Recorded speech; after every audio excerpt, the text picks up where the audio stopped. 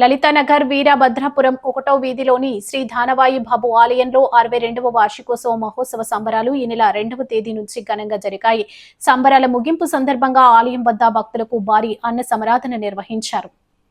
ఈ కార్యక్రమానికి Rajahmundry city MLA Adireddy Srinivas, పంతం సత్యనారాయణ, చారిటబుల్ ట్రస్ట్ చైర్మన్ పంతం కొండలరావు, టీడీపీ రాష్ట్ర కార్యనిర్వహణ కార్యదర్శి ఎర్ర వేణుగోపాలరాయుడు ముఖ్య అతిథిగా హాజరై స్వామివారిని దర్శించుకున్నారు. వారిని ఉత్సవ కమిటీ స్వాగతించి తీర్థప్రసాదాలు అందజేశారు. మాజీ కార్పొరేటర్ పెనుగొండ విజయభారతి, కరగాని వేణు, ఇసుకపల్లి శ్రీనివాస్, కంటిపూడి శ్రీనివాస్ తదితరులు పాల్గొన్నారు.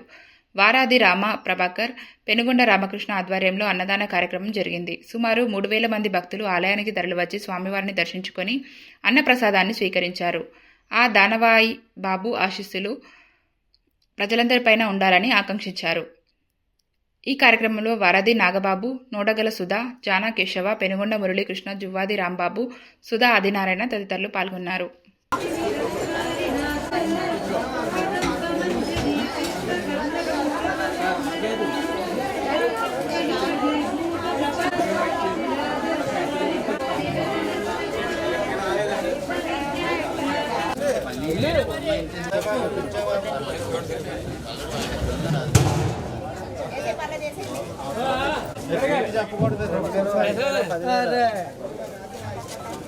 నాకు ఎట్లా కూర్చో కదా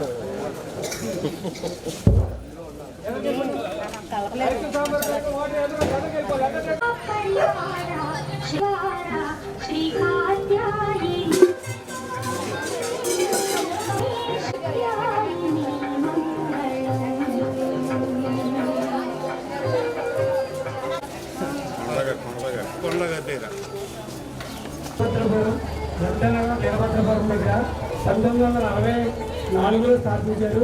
వారాది పోతురాజు గారు.